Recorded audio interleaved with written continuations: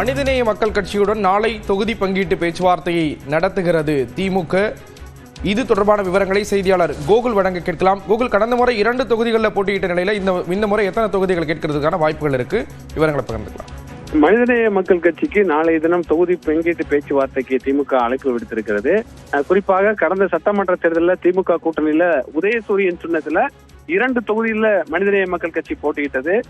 மணப்பாறை மற்றும் பாபநாசம் 2 தொகுதியில போட்டியிட்ட நிலையில 5 சட்டமன்ற தொகுதியில இந்த முறை கேட்க இருக்கிறோம் என்று ஏற்கனவே மனிதநேய மக்கள் கட்சியுடைய தலைவர் ஜவஹருல்லா ஏற்கனவே தெரிவித்திருக்கிறார். அந்த அடிப்படையில் தான் தங்களுடைய பேச்சுவார்த்தை நடைபெறும் என்றும் இன்று மாலை மதிமுகவுடைய நிர்வாக குழு கூட்டம் மனிதநேய மக்கள் கட்சியுடைய நிர்வாக குழு கூட்டம் நடைபெற இருப்பதாகவும் அந்த நிர்வாக குழு கூட்டத்தில் இது குறித்த ஒரு முக்கியமான முடிவெடுத்த பின்னர் நாளைய தினம் பேச்சுவார்த்தைக்கு வர இருப்பதாக மனிதநேய மக்கள் கட்சி நிர்வாகிகள் தரப்புல தெரிவிக்கப்படுகிறது.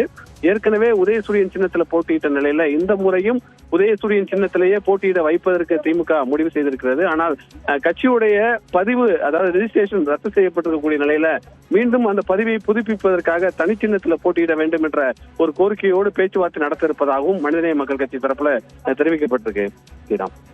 கண்டிப்பா கோகுல், அதே போன்று மதிமுக தரப்புல ஆடிட்டர் அர்ஜுனராஜ் தலைமையில குழு அமைக்கப்பட்டிருந்த நிலையில தொடர்ந்து அடுத்தடுத்து திமுகவோட யார் பேச்சுவார்த்தை நடத்த போறாங்க அப்படிங்கிற விவரங்கள் வெளியாகிட்டு இருக்கு. மதிமுக பொறுத்தளவுல எப்போ பேச்சுவார்த்தை நடத்த இருக்காங்க?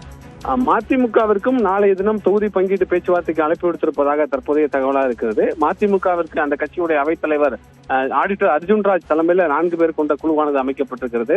ஏற்கனவே மதிமுகவிற்கும் கடந்த சட்டமன்ற தேர்தலில் 6 தொகுதிகள் திமுக கூட்டணியில் ஒதுக்கப்பட்டு 4 தொகுதிகளில் வெற்றி பெற்றாங்க.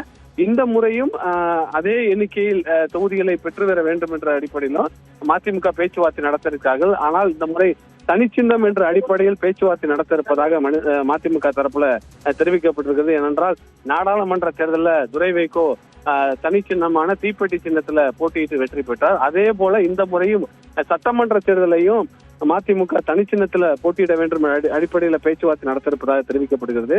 கூடுதல் கட்சிகள் இணைந்திருக்கக்கூடிய நிலையில மதிமுகவிற்கு கூடுதல் இடங்கள் ஒதுக்குவதற்கான வாய்ப்பு குறைவு என்ற அடிப்படையில் திமுக பேச்சுவார்த்தை நடத்துவார்கள் என்ற தகவல் வெளியாகிறது. விவரங்களை வழங்கியதற்கு நன்றி கோகுல்.